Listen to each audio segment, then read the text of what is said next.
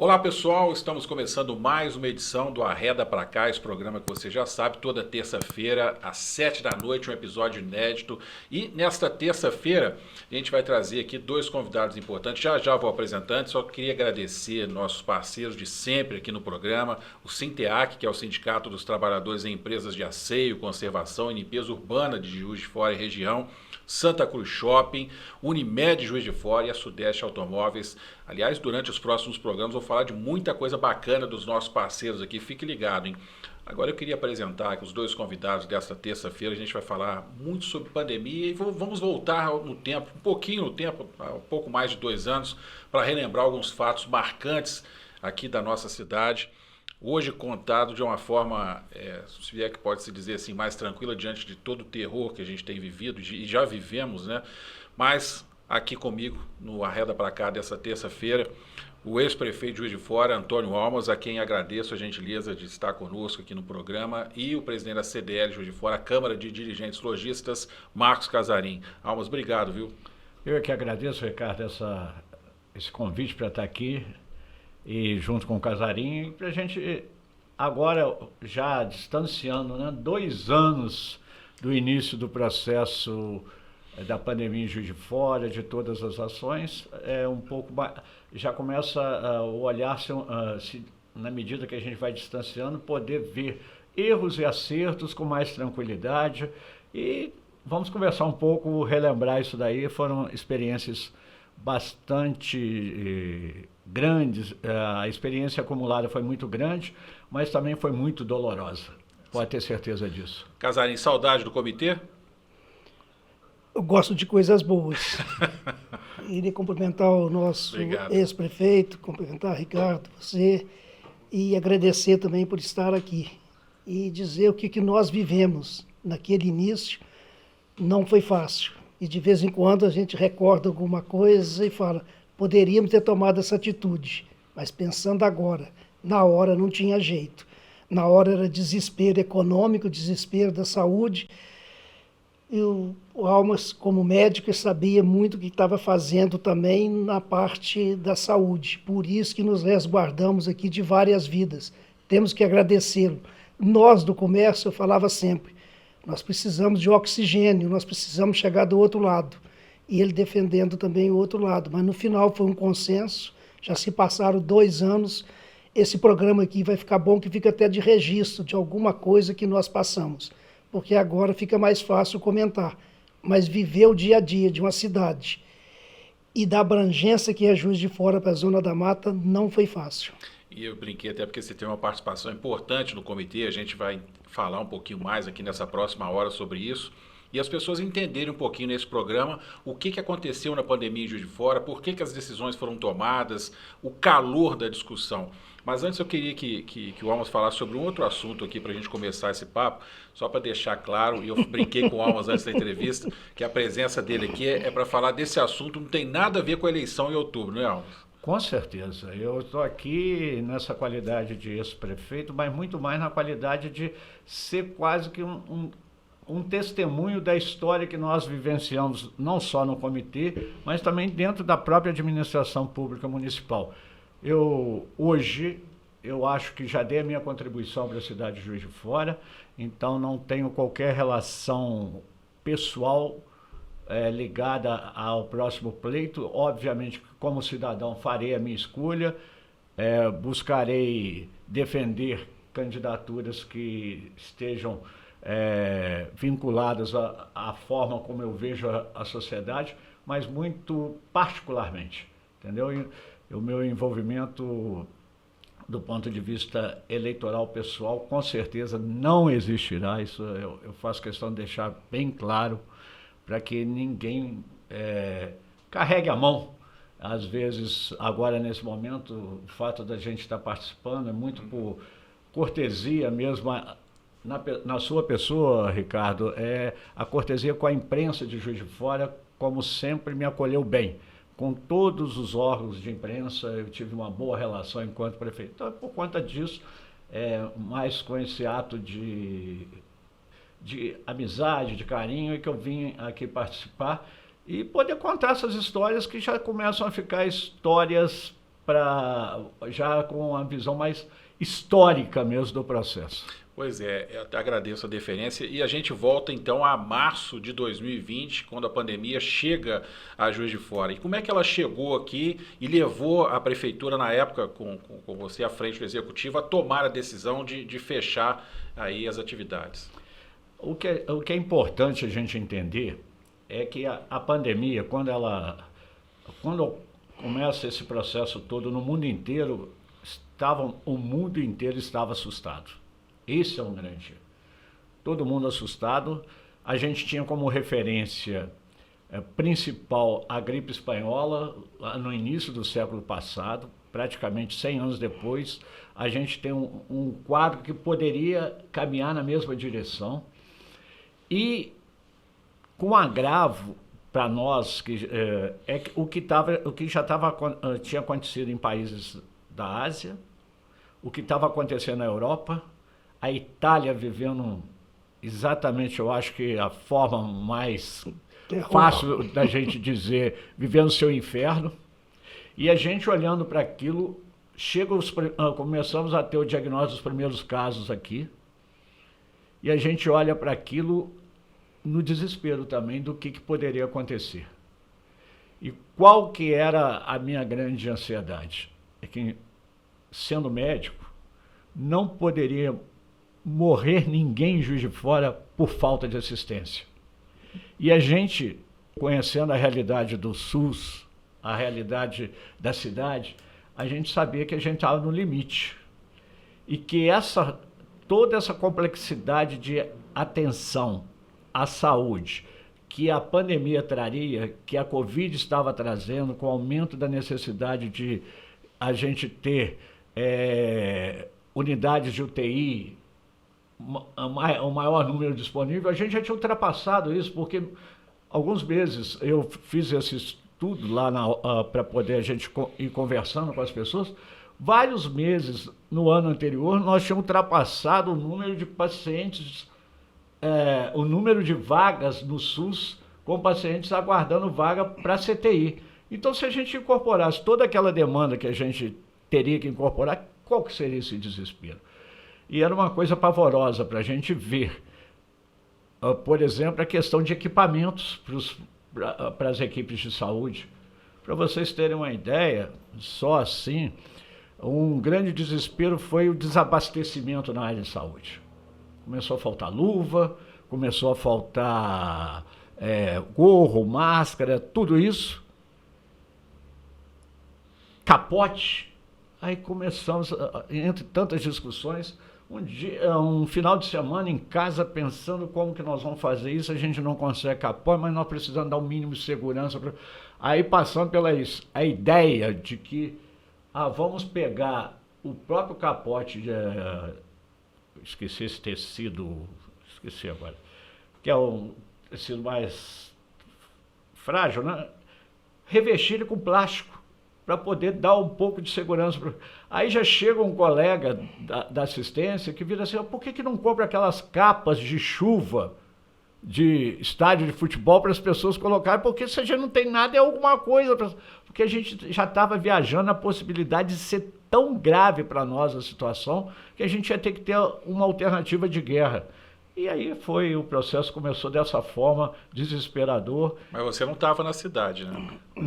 Quando acontece o primeiro caso, eu tinha ido para uma reunião da Frente Nacional dos Prefeitos em Florianópolis. E quando eu tenho começam os primeiros casos no Brasil, começam a haver uma manifestação maior.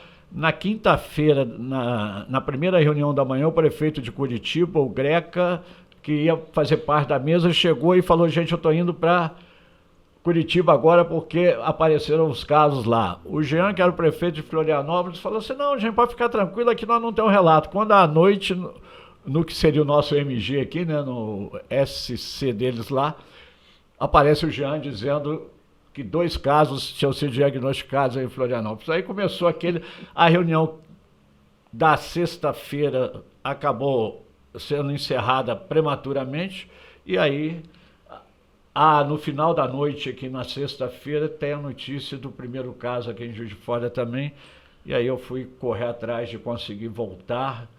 E no domingo, 3 horas da tarde, eu já estava aqui reunido na prefeitura, já com todos os técnicos, e nós tomamos a decisão de fazer uma nova reunião na terça-feira, aonde na terça-feira nós comunicamos que a decisão da prefeitura era suspender as aulas nas escolas municipais e orientávamos que as escolas estaduais e a própria universidade, que também fechou nessa época o funcionamento da universidade. Eu quero colocar o Casarim nessa conversa também, mas antes eu só fazer um relato dentro do que o Almas está dizendo. E eu tive uma conversa com uma pessoa que participou do comitê, que participou dessas conversas lá na prefeitura, a primeira inclusive, e ela me relatou uma coisa que eu acho importante transmitir aqui para quem está nos acompanhando, para a pessoa ter uma dimensão do que estava acontecendo.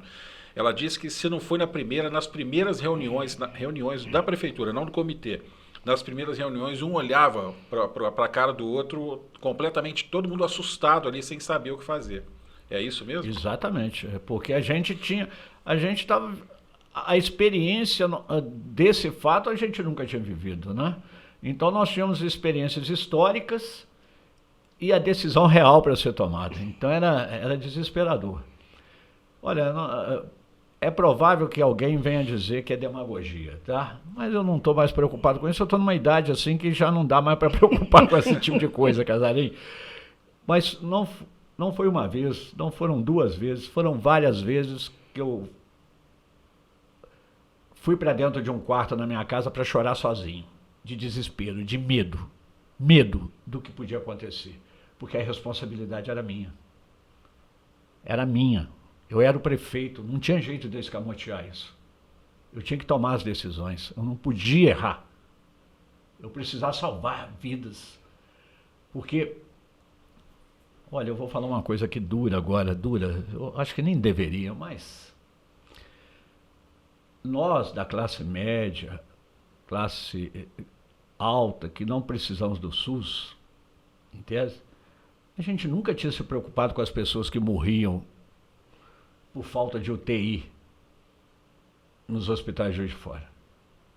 Mas quando nós todos vimos que essa doença, no início dela, nós poderíamos morrer porque não teria vaga em lugar nenhum, aí o desespero e a cobrança foi muito pesada. Aí se apontava para a prefeitura como a grande responsável por tudo e que teria que dar resposta a tudo. E aí a gente tinha a preocupação de ter, inclusive, pesado isso, mas se tinha covas para enterrar as pessoas no cemitério municipal. Era isso. Era essa que era a realidade. Para que as pessoas possam entender mesmo esses relatos e saber de fato o que estava acontecendo, Casarim. Imagino que nessa decisão da prefeitura, lá atrás, em fechar, em dizer, olha, não tem jeito, o Covid está aqui, o vírus está se espalhando, seu telefone deve ter parado de tocar quando essa decisão foi tomada de fechar. Olha, escutando esse depoimento do Almas, ex-prefeito, só nós é que sabemos o que nós passamos naquela época. Só nós. Foi parte de uma história que eu nem queria ter participado, gostaria de nunca ter vivido isso. Pela experiência, por tudo. De um lado a saúde, do outro lado também o lado econômico. Eu estava dos 2 lados. E não parei de trabalhar um dia em prol da cidade. Não sei se o prefeito lembra, a CDL doou 50 mil máscaras na época para as pessoas que não tinham condições. Era toda hora aquele relato triste, econômico e saúde, econômico e saúde. O que fazer nesse momento? Foram 1 ano que eu também não tive um dia de sossego. Trabalhava diuturnamente. E após a reunião, você se lembra, Ricardo, que eu te informava? Por que eu te informava? Para mim poder ter que dormir um pouquinho mais cedo, 1, 2 horas da manhã. Porque a imprensa queria saber e as entidades queriam saber também o que tinha acontecido na reunião. Foi o jeito mais fácil. Passava para a imprensa noticiar, para mim poder ter um pouco de sossego. Mas eu fiz um trabalho, não digo com prazer, que a gente não tem prazer de fazer esse trabalho, mas eu não arredo mão de, num momento desse, não ter participado. Eu, às vezes, queria que alguém substituísse, pedisse mais um reforço lá no comitê, porque também, Alves, era desigual, né? Era 10 contra 1. E eu ter que defender. Teve até um médico que foi lá e foi numa reunião e não voltou mais. Você falou, eu não aguento. Mas eu tenho certeza que eu cumpri tudo aquilo que eu pude fazer. Vivi intensamente. E também participava, através da federação, em Belo Horizonte, de tudo que estava acontecendo. Na terça-feira era reunião em Belo Horizonte e quinta-feira era nossa. E foram praticamente 9, 10 meses de terror para a gente, em matéria de trabalho, de tudo. A gente falar nisso depois de 2 anos, a gente até se emociona um pouco, mas não tanto, que na época, é o que o prefeito relatou, tinha hora que dava vontade de você chutar tudo e abrir mão. E viver o lado econômico também das pessoas são tristes. Teve relato da pessoa falar que o que eu faço com o meu salão de cabeleireiro aqui? Ele não serve para outro lugar. Já gastei o dinheiro do aluguel, toda a reserva que eu tenho e não posso fazer nada. Então vivi os 2 lados, da saúde, nem tanto, participava. O melhor daquilo ali, o que era? A gente conciliar. E isso houve bastante lá no comitê. Eu tinha que entender o outro lado. O prefeito está aí, sabe que toda a vida, às vezes, reivindicava, mas aquilo também que a gente sabia que não iria dar certo, você tinha que ter um consenso, tinha que entender e saber transmitir para as pessoas, que era o lado mais difícil. Porque o lado econômico afeta o psicológico. Apesar, eu tenho farmácia, eu sei que aumentou a venda de fluoxetina, clonazepam e muito mais. E a dificuldade financeira das pessoas afeta em tudo, ele perde até a razão. Às vezes fica agressivo em várias coisas. Passou, mas não foi fácil. Eu gostaria de não ter participado dessa história, mas também não abri mão nenhum momento daquilo que eu assumi para fazer. Pode falar. É interessante isso, né? Na verdade, isso está muito presente hoje no Brasil, no mundo, essa coisa da bipolaridade, né? Então, em alguns momentos parecia que era um conflito entre o setor sanitário e o setor econômico. Na verdade, nós estávamos buscando era resolver o problema que era grave para toda a cidade. E aí, algumas pessoas criticavam algumas ações e eu assim, tem coisas, e aqui no programa, Ricardo, eu quero entender que é um pouco mais, é isso mesmo, essa conversa, muito mais como relato do que com qualquer outra pretensão. Sim. Mas para as pessoas terem uma ideia, por exemplo, na minha família tem muitas pessoas ligadas ao comércio. Eu tenho um irmão que tem bar. E eu não esqueço essa frase, porque a minha casa com a dele, a gente consegue comunicar sem que a gente vá numa casa ou outra. A gente conversa, tem vamos dizer assim, uma janelinha que a gente fala um com o outro, entendeu? E eu não esqueço dessa frase no Dia das Mães. Quando ele virou para mim e falou assim, ele me chama por um apelido de casa, e que eu me permito até falar, K. Tem 2 meses que não entra um centavo no meu bolso. Então, quando as pessoas estavam achando que a gente era insensível para a questão econômica, muito pelo contrário.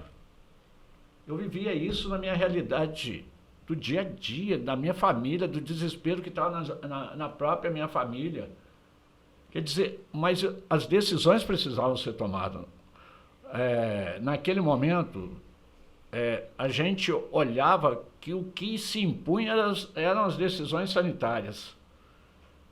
E ainda estão muito próximo do fato para a gente analisar o que foi certo, o que foi errado, assim, do ponto de vista da recuperação agora.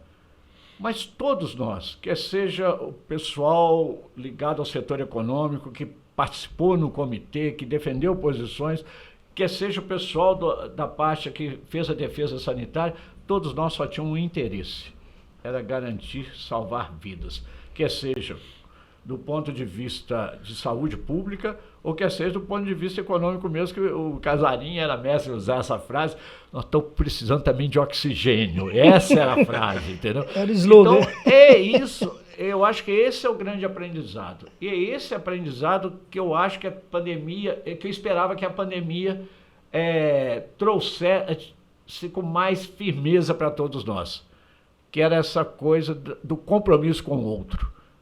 E isso não é verdadeiro pelo que a sociedade brasileira, a sociedade hoje, no mundo está mostrando. Quando a gente vê, sem discutir outras coisas, mas quando a gente vê países se jogando contra países do ponto de vista de meros interesses econômicos, interesses de espaço territorial, isso dá muita tristeza. A gente devia ter aprendido mais com a pandemia, né? E eu quero aproveitar e fazer também um outro relato que eu acho importante aqui nessa conversa, e a gente tem sempre teve essa relação de entrevistador para entrevistado, e eu percebia nessas reuniões que elas terminavam altas horas da noite, e aí as decisões eram tomadas, e aí você não tinha como a imprensa divulgar para todos o que estava acontecendo.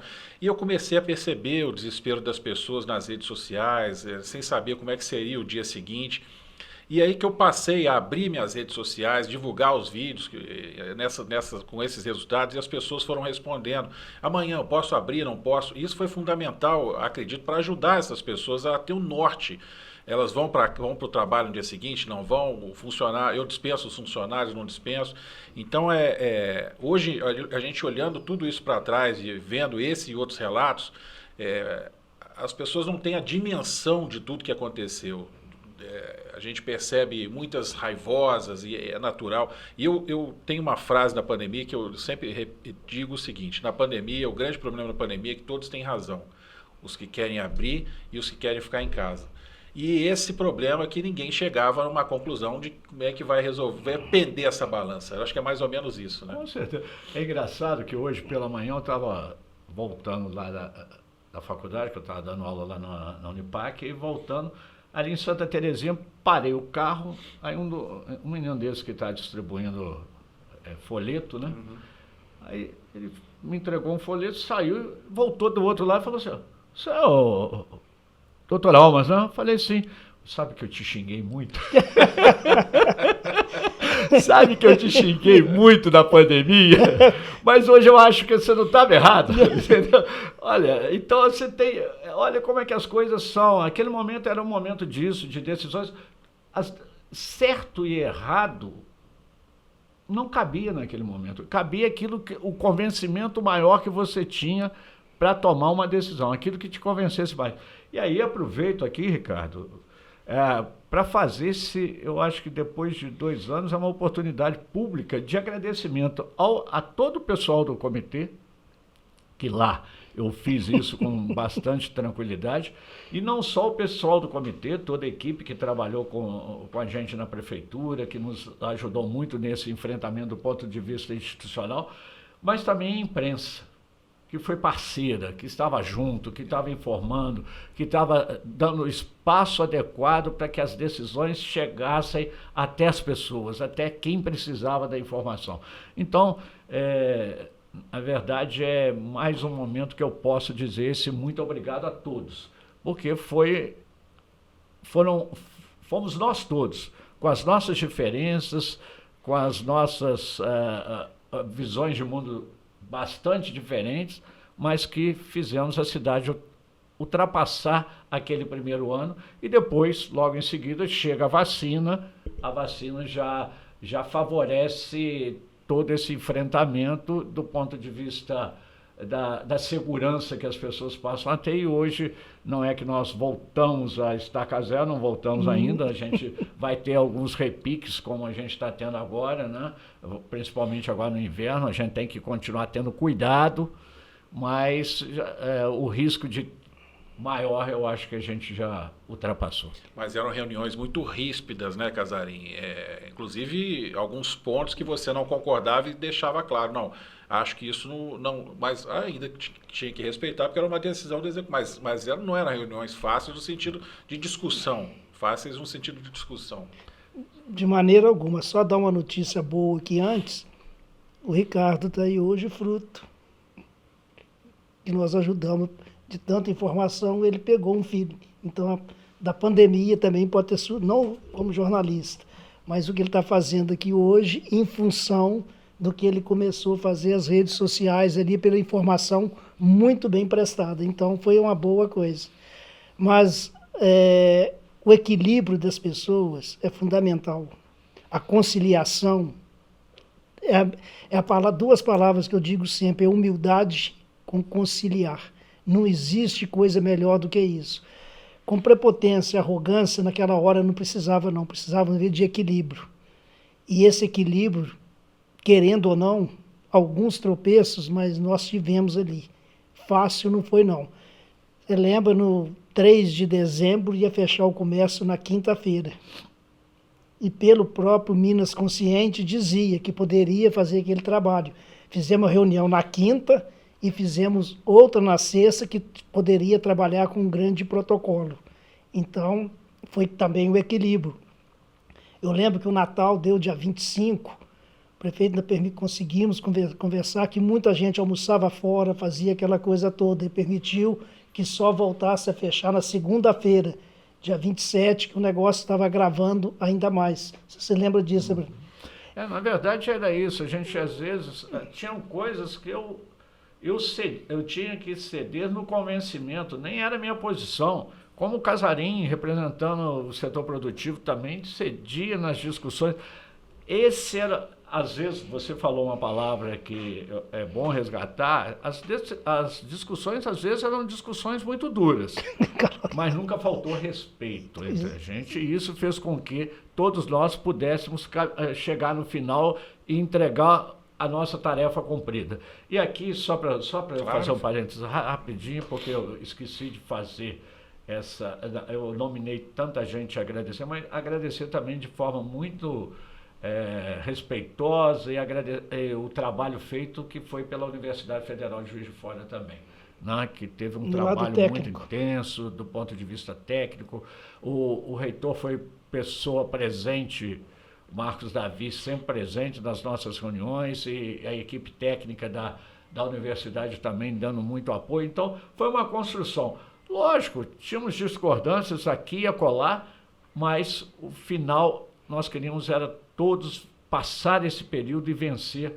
E eu acho que, assim, dentro daquela imagem tão dura, tão grave que a gente tinha do que poderia acontecer, a gente pôde sair melhor do que a gente até esperava. Quer dizer, a gente não teve aquela situação de tanto pânico que a gente viu no Amazonas, por exemplo, em Manaus, né, para não falar da Europa, para falar de coisa mais próxima a nós vimos tantas cidades por perto aqui mesmo que tiveram problemas mais graves do que nós tivemos aqui. Mas foi um trabalho muito construído, inclusive também com muitos parceiros da iniciativa privada no sistema de saúde, né, que abriram suas portas do ponto de vista de ampliar seus leitos de UTI. Obviamente, tinham as suas compensações próprias do serviço que estavam prestando, mas se dispunham a nos ajudar a buscar equipe, formar equipe. Você lembra disso, Casarim? Quando eles traziam a informação, o pessoal, os parceiros da saúde, traziam para a gente a informação da dificuldade de conseguir pessoal, médico, enfermeiro, técnico de enfermagem, para poder, às vezes tinha o leito, tinha o respirador, tinha tudo pronto, mas você não conseguia equipe. Era muito difícil. E um registro, Ricardo. Personalidades conhecidas em Juiz de Fora perdendo a vida. Inclusive, nós perdemos nosso advogado, a CDL do Jorge Frank, o escritório dele, ele faleceu. Teve um folclórico aí também, o Zé Kodak. Então, isso tudo assustava, isso tudo dava aquela coisa que quando pega alguém notoriamente conhecido na cidade, as pessoas se assustam ainda mais. Mas não foi fácil, o equilíbrio prevaleceu, foi destituir o comitê no final do ano, entrou a nova gestão aí que mudou, mas até ali foi a parte mais difícil, que depois da vacina já deu mais tranquilidade. As pessoas começaram a se vacinar, começou a fazer efeito, aí houve um equilíbrio maior. Mas até então, nós não tínhamos ferramenta nenhuma, nós tínhamos que conviver com o que tinha. Era um momento só de prevenção, prevenção, prevenção. Agora não, agora já é atacando a doença. Com o imunizante, aumenta a imunidade, tem menos problema. Pode pegar, porque a Delta ia para o pulmão, né? Essa outra da via respiratória. Chegou em janeiro, agora de 22, não, como não está tendo antibiótico líquido, como não tinha xarope para tosse, nada, porque a Ômicron, ela ataca vias respiratórias, então era menos problema. Aí morre-se menos, as pessoas acham que acabou, mas continua do jeito que está aí ainda. Eu quero fazer uma pergunta até para o Alves nessa questão pessoal, mas eu só queria que você respondesse antes, Casarim, porque o do Alves a gente conhece assim, a gente ficou sabendo mais a informação porque ela veio a público. Mas no seu caso, você sofreu alguma ameaça física, ameaça por telefone em relação a essa pressão que vocês sofriam? De algum comerciante, de algum empresário? Tinha pessoas que nem sabia, nem me conhecia. E também, eu tenho gravado, rodando no WhatsApp. Nem sabia o que estava acontecendo e ficou ameaçando. Aí eu procurei saber, procurei resolver, que eu entendi o que ele estava no desespero. Aí ele pediu desculpa, viu que não era aquilo, inclusive familiares me mandando um áudio, citando meu nome, que a pessoa nem me conhecia, não sabia do que estava acontecendo. Isso aí houve também, mas foi muito pouco em relação do problema que teve. Eu também não poderia deixar de entender. Quando você passa a entender a situação do outro, ele quer agressão, ele quer falar, ele quer colocar para fora. E o que eu tenho que fazer? Entender e continuei. Mas eu, por outro lado, eu tive 99,9% de, como se diz, dando parabéns, como estava se executando aquela tarefa que não era fácil. Então, a gente analisa com muito mais positivo, um lado ou dois negativo, acho que não conta pela expressão do que aconteceu. Eu até perguntei, porque no caso do Ramos teve um boletim de ocorrência, né? Então foi um fato que veio a público. Teve porque, assim, cada um de nós encara a coisa de uma forma. Quando alguém faz uma ameaça e diz, eu sei aonde ele mora, vamos lá metralhar a casa dele, eu não vou pagar para ver. Sinceramente, eu não vou tomar, porque a minha casa é muito vulnerável nesse aspecto. Todo mundo sabe onde eu moro, quem tiver aqui ao Jardim Natal, ao Milho Branco, vai passar em frente à minha casa, a Bernardina, aquela região toda. Vai passar. Então as pessoas sabem mesmo. Eu não vou pagar para ver. Eu não paguei para ver nesse aspecto de pedir providências. Agora, a gente, de alguma forma, o que a gente fica receoso é por conta desse fato que as pessoas, às vezes, quando estão numa situação, como, né, estão acuados, a resposta pode ser muito grave. Então, e aquele momento era um momento que o setor produtivo da cidade, principalmente o comércio, estava muito acuado. Estava vivendo um momento muito difícil, né? Mas isso foi um momento, passou e acabou, não, graças a Deus tudo foi superado, não tem problema nenhum nesse sentido. Mas, Ricardo, só para retomar uma questão aqui, para vocês terem a ideia de como as coisas eram difíceis, teve um momento que a gente... tinham pessoas que contradiziam o uso da máscara, que não era importante usar máscara. Até essas questões todas a gente tinha que trabalhar. E eram pessoas do próprio meio médico, dizendo que não, mais importante é o distanciamento social do que a máscara. E depois se comprovou, né? A máscara está aí até hoje.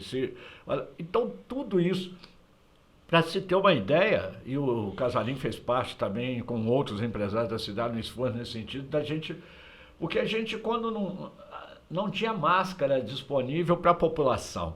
Então era até a possibilidade de usar a máscara de pano, sem muita ainda certeza do que ela... A gente pensava até numa ação meio de guerra, vamos dizer assim, de convocar costureiras, pegar tecido, dar para as costureiras fazerem em casa para a gente poder distribuir. Tão grave para nós se apresentava a questão, e o pior da gravidade aí era o desconhecimento de como a coisa poderia avançar. E aí eu tive muitos colegas da área de saúde com os quais eu conversei, com os quais eu liguei para pedir orientação na área da pneumologia, na área da infectologia, para poder trocar e discutir. E às vezes nem sempre a gente era entendido, mas o importante é isso, que o Casarim falou ainda há pouco, a gente está com a certeza do dever cumprido. É isso que, com todas as dificuldades que nós possamos ter passado, eu sei que no comitê, e não só isso, mas a equipe toda que dividiu comigo as decisões na prefeitura, nós temos essa certeza do dever cumprido. E isso que é o melhor. E aí vem o Minas Consciente, no meio desse turbilhão todo, o governo do estado lança um plano, a prefeitura passa a aderir a esse plano, junto com outras do estado, praticamente a maioria, né, das prefeituras. E o que eu vejo hoje em termos de críticas, e sem querer ficar fazendo comparação de um comitê para outro, mas aí entra uma nova gestão, sai do Minas Consciente e cria o seu próprio comitê.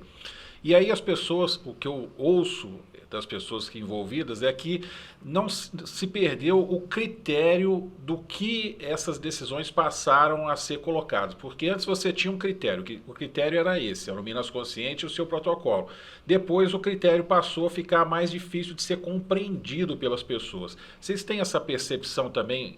Vamos já, claro, já como um cidadão e um médico apenas, o Casarim também já fora do comitê, mas vocês têm essa percepção que o Minas Consciente era mais claro ou não?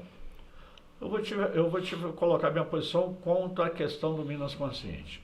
Eu pessoalmente, o Casarim deve recordar disso, eu acho que não propriamente no comitê, mas eu tinha, dentro da própria equipe que me assessorava, tinham pessoas com posições diferentes. Tinham pessoas que achavam que a gente tinha que aderir ao Minas Consciente e outras pessoas que não.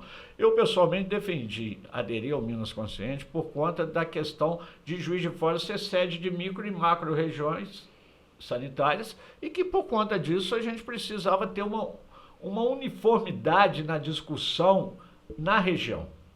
Então, por conta disso, eu via desta forma, e foi uma defesa que logo no início eu já tinha feito para esclarecer melhor a posição da cidade de Juiz de Fora em relação à região. Então, o Minas Consciente me trouxe um pouco mais de segurança nesse aspecto da amplitude das ações. Só um parênteses dentro do que você está falando, até para contextualizar também. Nesse período houve um boato e uma pressão, a prefeitura tem que sair, tem que fazer... Houve um boato de que se a prefeitura saísse do Minas Consciente, ela perderia leitos. De fato, existia essa pressão? Nunca houve? Não, isso a gente precisa ser... pressão nesse aspecto de perder leito? Não. É para esclarecer até esse ponto. Isso não foi real, muito pelo contrário. A definição de leitos era uma definição do Ministério da Saúde. É o Ministério da Saúde, e nesse aspecto nós trabalhamos intensamente, a equipe toda trabalhou, da Secretaria de Saúde, que era quem tinha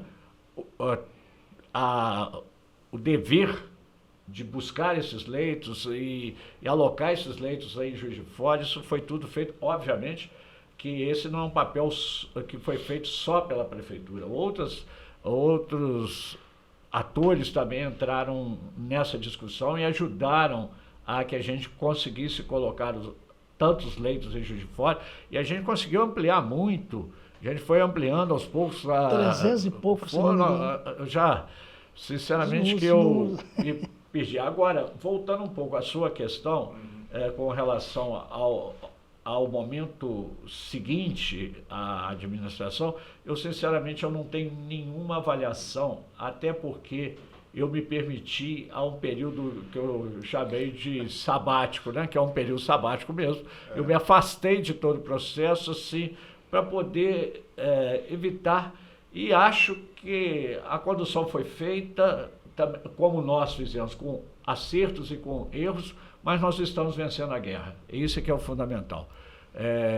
O momento atual é um momento já mais favorável, a administração caminhou, a administração trabalhou na busca de ampliar a vacinação, de oferecer uma estrutura de vacinação adequada, com pós, com distribuição, com universalização do acesso dentro daquilo que era permitido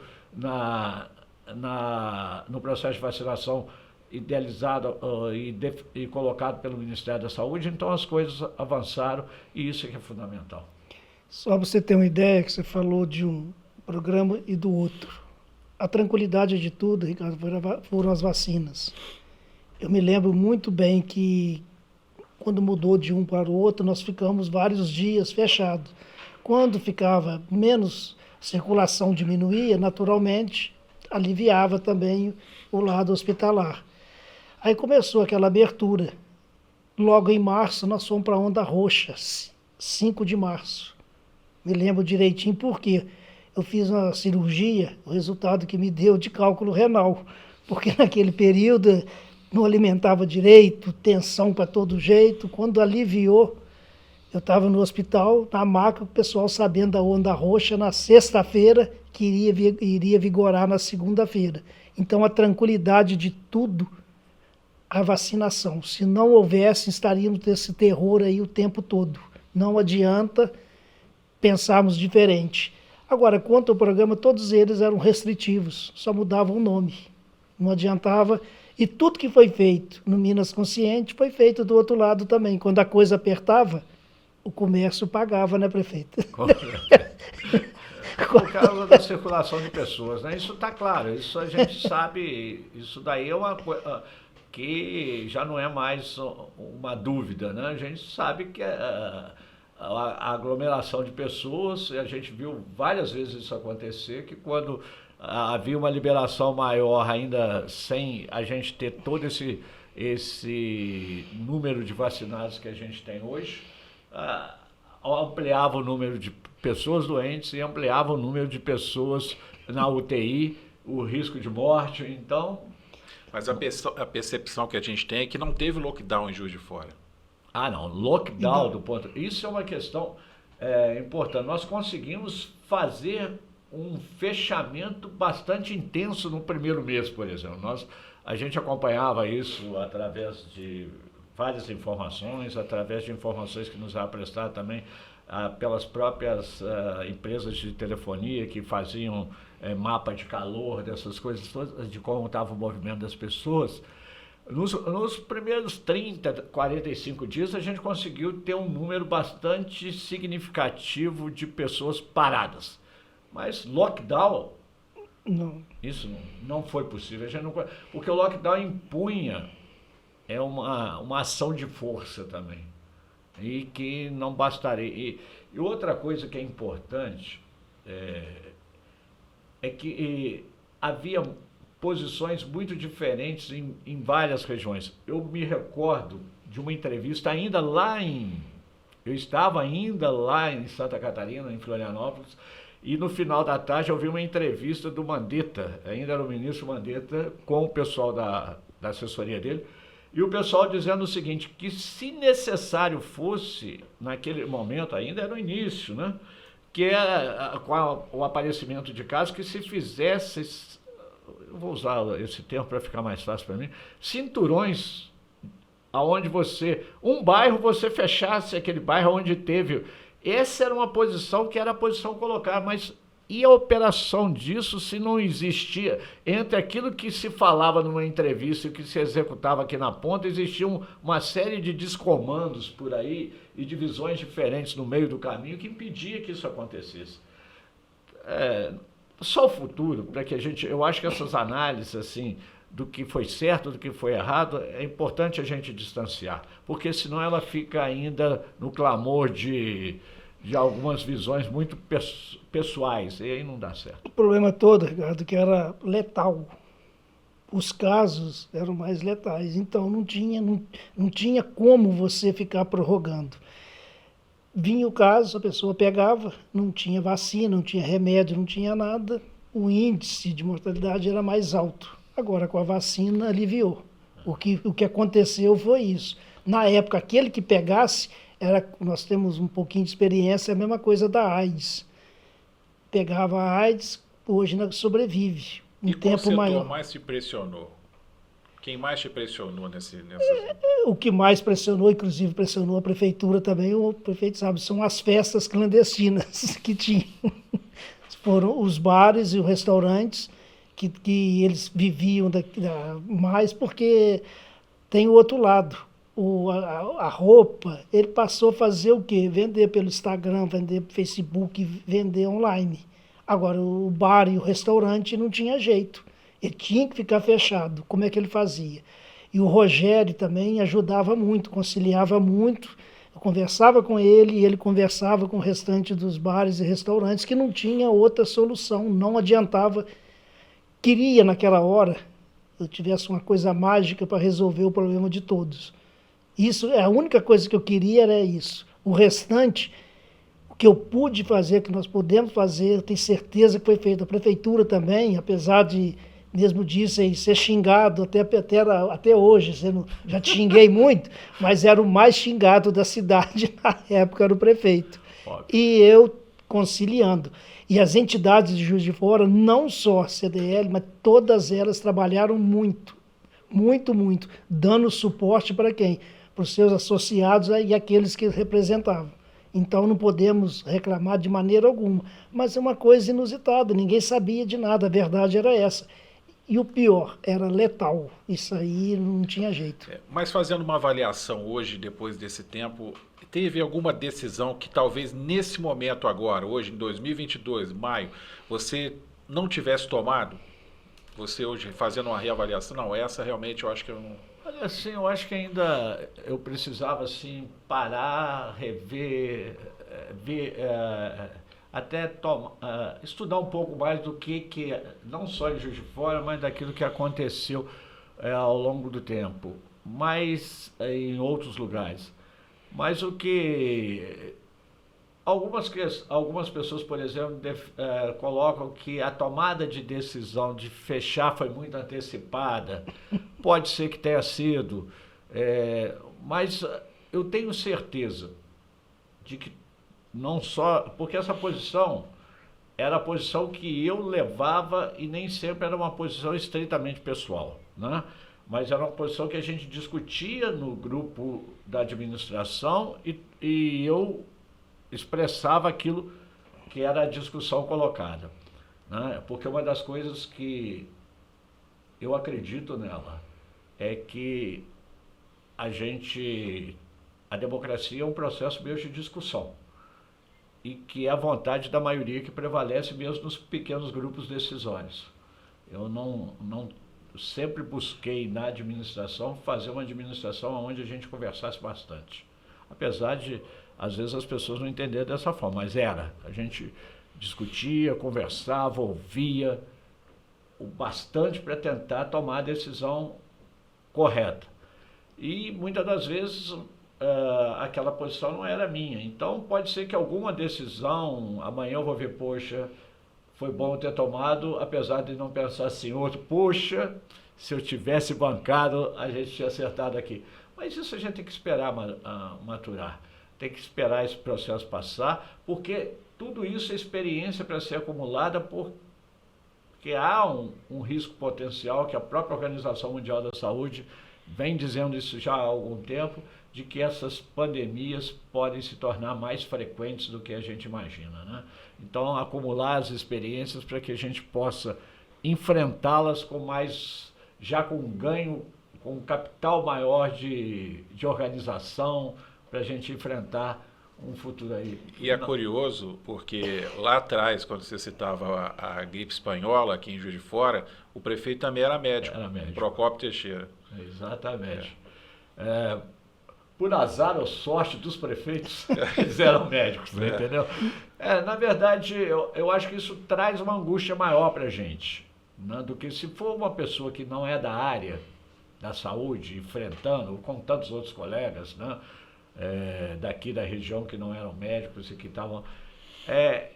menos, eu acho que é menos conflito para a gente, porque o fato de ser médico traz para a população uma ideia de que o enfrentamento vai ser mais eficaz, né? E, na verdade, esse enfrentamento dependia de tantas coisas. A gente não tem tratamento, a gente tinha que prevenir. Prevenção significava isolamento social, distanciamento, as pessoas em casa sem produzir, economia parando. Então, era um jogo de coisas. Se fosse um empresário, talvez o Casarim dividisse o fardo. Deixa eu te falar uma coisa. Depois que passa, mas eu sempre defendi, está aí o prefeito. Hoje, não tinha nenhuma organização das entidades com poder público. Um caso, ele tinha que ser melhor programado o fechamento, que eu sempre defendi. Porque as pessoas, ele tem a duplicata, ele tem o dinheiro, ele não tem o dinheiro, precisa do faturamento e a mercadoria era perecível. O fato mais grave que houve ali é um só. Se tivesse tido um planejamento para poder fechar. Olha, nós vamos fazer isso. O período mais tranquilo da prefeitura foi do dia 1º de abril até o 1º de maio. Porque nós tivemos uma reunião no 1º de abril, o prefeito pediu, falou que teria que ficar fechado 30 dias. Aí as pessoas estavam preparadas. Agora, como nós recebemos, eu me lembro que eu estava chegando em casa à noite, com um decreto que foi emitido, vai fechar tudo amanhã, mas é só galeria, não é galeria, foi aquela confusão que a imprensa também viveu. Então, a única reservazinha que eu faço poderia ter sido melhor planejado. Mas não tinha o intercâmbio direto com as entidades. Cada setor prepararia, vamos fazer isso, mas isso é o desconhecimento do fato. Eu não culpo até isso. Hoje, dá para analisar. Aquela famosa frase, o oxigênio, nós precisamos de oxigênio, porque já se passaram 2 anos, a gente esquece até várias coisas que aconteceram. Eu lembro que eu estava com o doutor Ricardo, doutor Guilherme Cortes, vivo lá era CBN, né? Isso, Você lembra que eu sempre defendia, falou, mas como é que você vai fazer sem dinheiro? Como é que você vai sobreviver? Poderia ter um intercâmbio de um jeito, abrir um dia na semana, 2 dias, 3 dias, menos tempo, abriria fora do horário de congestionamento, mas só para isso. Casarim, na verdade, eu acho que isso é um aprendizado para tudo. As pessoas precisam ser um pouco... se trabalharem em relação a defender não só a si, mas o outro também. Porque se a gente tem a capacidade de ouvir, a capacidade de entender o processo, fica mais fácil a solução do problema. O problema é que cada um começava a olhar só a partir de todos os sentidos. Inclusive a prefeitura também, nas suas necessidades, olhava a partir do seu umbigo e tomava a decisão para resolver o problema da forma. E isso tudo a gente ainda precisa no dia a dia. É isso que a gente precisa fazer no dia a dia, respeitar o outro, né? Porque na medida que você não respeita, que você é para usar máscara, aquela velha história da padaria, né? Na padaria do meu bairro lá, o cara tá vendendo lá e ele não tá exigindo máscara. Pô, é um problema muito pontual para a gente discutir. E isso depende de quê? De cada um de nós ser responsável por si mesmo. Se há uma orientação com base fundamentada de que precisa usar máscara, que você precisa resguardar um espaço entre uma pessoa e outra de 1,5 metro a 2 metros, vão fazer isso, o que custa? E a vida vai poder, de alguma forma, continuar andando se houver esse... Mas não, você pega aí, tá todo mundo na rua sem máscara, tá todo mundo... do trânsito. Antes que eu esqueça, eu vou relatar isso aí. Tinha um membro do comitê que levantava às 6 horas da manhã para verificar na padaria se alguém estava de máscara ou não. Eu falei, eu me admiro muito, fulano. Você levantar às 6 horas da manhã, ver o que está acontecendo e ainda não tomar atitude. Não adianta você relatar aqui não, por que você não vê na hora? Mas levantar 6 horas para ver se o outro estava servindo um cafezinho com pouca gente na padaria, como é que ele ia sem máscara? Toma atitude. Por isso que o prefeito está relatando esse caso pitoresco. Agora, uma das dúvidas que eu tenho, assim, ainda tenho até hoje em relação à pandemia, naquele momento, é claro, é em relação à educação. Como é que você conseguiu lidar com o ensino público com a Secretaria de Educação, já que é um ensino completamente diferente do ensino privado, onde as pessoas têm acesso ao computador, ao notebook, e no ensino público a pessoa sequer consegue ter um alimento na geladeira, quanto mais um computador para seguir uma aula remota. Essa era uma grande questão, né? Então, apareceram iniciativas, inclusive localizadas, de diretores de escola, de professores, que buscavam de alguma forma compensar isso com trabalhos, Então, a gente teve essa oportunidade de ver iniciativas nas comunidades acontecendo e também a Secretaria de Educação começou a buscar alternativas. Chegamos aí, inclusive, a buscar a alternativa de tentar usar canal de televisão. Hoje, a gente sabe, por exemplo, se fosse lá atrás, há 30, 40 anos atrás, né? O rádio, então, seria um veículo muito tranquilo da gente utilizar, mas hoje a meninada ela quer imagem, então é muito mais complicado essas coisas.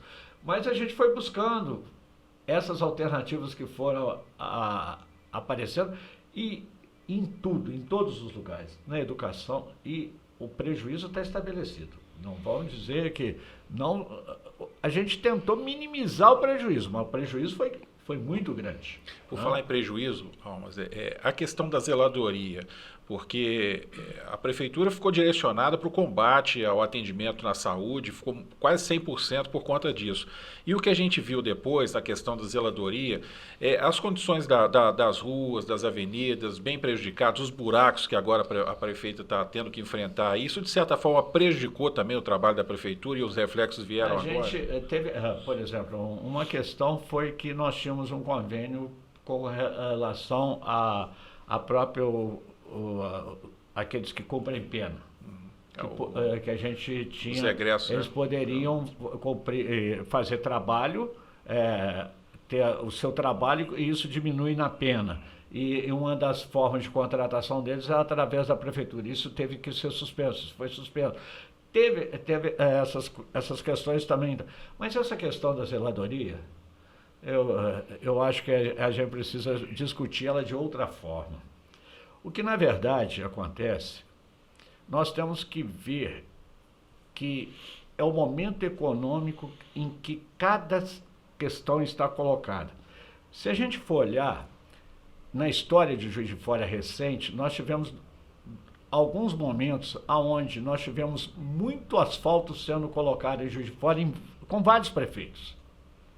Por quê? Porque você tinha dinheiro federal, dinheiro do Estado, disponível para você fazer o asfaltamento. Esse era um fato. Tá? Então você vinha e asfaltava. Só que isso tem um prazo de validade. Asfalto tem um prazo de validade. Uma hora você vai ter que fazer.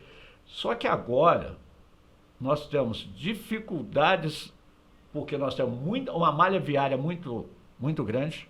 Se não me falha a memória, esses números quando a gente vai distanciando, mas nós temos 1.000 quilômetros de ruas asfaltadas em Juiz de Fora. Para a gente fazer a recuperação asfáltica bem feita de todas essas ruas, nós vamos gastar mais de 50% de um orçamento anual da prefeitura. Que hoje está em torno de 2 bilhões. 2 bilhões, nós vamos gastar 1 bilhão, mais ou menos, tá certo? Entre 800 a 1 bilhão. Então nós só vamos pagar funcionário e fazer asfalto. Saúde, educação, nós vamos parar de fazer o resto. Entendeu? Qual que é a gravidade? E você não tem no governo federal, nem no governo estadual, tanto recurso disponível assim para você receber isso. Então aí fica o prefeito atual, o que está pagando esse pecado, porque não tem recurso. O recurso é pequeno, Foi para mim, está sendo para a Margarida, tá certo? E nós, inclusive nós, na minha administração, não gostaria de falar disso, mas já que essa questão precisa ficar clara, nós, por exemplo, nós fizemos a recuperação da Empave, buscamos recuperar a Empave do ponto de vista como empresa, conseguimos financiamento, dinheiro na Caixa Econômica para poder recuperar a Empave como empresa para poder continuar a atuar. E agora a Margarida também, no governo atual, o governo atual trabalha com a perspectiva de ampliar as possibilidades da Empave enquanto empresa, né? Ter outras possibilidades, o que pode melhorar um pouco aí. Então tem essa questão, e que é a questão do asfalto, é uma questão que vai ser a questão por muito tempo do remendo. Isso é ruim, tá certo? Porque o asfalto é isso. E, por outro lado, algumas questões que aí são técnicas ao fazer o asfalto, de você ter ou não feito a questão da conservação. E também do preparo do ponto de vista de rede para captação de águas pluviais, essa coisa toda. Então, a gente tem, para que não, eu sei que é muito difícil, assim, às vezes as pessoas podem entender mal, mas não tenha nisso. Eu brinco que eu também caio em buraco, eu também caí no buraco, porque a minha mulher dirigindo, teve um dia que ela me liga que ela estava voltando para casa e passou num buraco, furou 2 pneus e estava parada, porque o step ela tinha, só não tinha o segundo, precisava que o carro fosse lá buscar, tá certo? Então, essas coisas não é maldadezinha, né? Mas tem dificuldades operacionais mesmo, tá certo? A necessidade é bem maior do que o que se tem, a disponibilidade, que tem dinheiro. Então, eu acho que qualquer prefeito quer deixar uma cidade o melhor possível. E nós, habitantes, agora Juiz de Fora, nós também não podemos nunca deixar de falar de Juiz de Fora, porque aqui tem tudo que a cidade precisa. Agora, momento igual nós passamos, isso é natural. Nós temos aqui uma saúde boa, comparada com várias regiões do Brasil. Nós temos uma cultura aqui excelente, com teatro e tudo mais. É uma cidade culta. Educação, muita gente vem para aqui para poder estudar. E o melhor, todo mundo, quando vem para Juiz de Fora, transferido até militar, ele não quer ir embora, porque a qualidade de vida nossa aqui é excelente. Agora, quer saber o que é Juiz de Fora? Fica um tempo fora. Aí vai lembrar que nós temos um shopping a céu aberto, um centro bonito. Precisa de algumas adaptações, isso é normal. Agora, o que nós temos aqui, quem vem de fora valoriza às vezes mais do que as pessoas que estão aqui. Falar de Juiz de Fora, eu acho que a gente não deveria falar nunca, porque já foi isso, já foi aquilo. Não, nós somos até hoje ainda. Nós temos aqui grandes indústrias, nós temos aqui um comércio pujante, somos referência, e com cultura e com educação você supera qualquer coisa. E o povo daqui, querendo ou não, é culto bastante para poder entender o momento que nós estamos passando.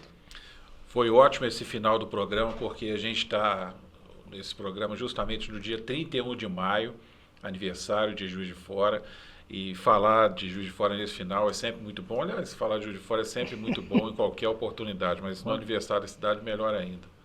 Com certeza. E eu, assim, então só para terminando isso, quer dizer que eu, apesar de todo o processo que pode ter sido muito doloroso, o processo da gestão, porque qualquer pessoa que se coloca na função de gestor público, ele está fadado a ser criticado, a ser mal entendido, essa coisa toda. Mas eu tive essa possibilidade, eu tive a honra de servir a cidade de Juiz de Fora como prefeito. Então isso, e agradeço a essa cidade na qual eu nasci. Tudo que eu tenho, tudo que eu conquistei, tudo que eu sou, eu devo a Juiz de Fora. E essa cidade que a gente quer parabenizar nesse mais um aniversário da cidade, e sabemos que, apesar desse processo que é natural das críticas e tal, mas o povo de Juiz de Fora é um povo hospitaleiro, é um povo trabalhador, um povo que só quer que a cidade seja o que ela sempre foi.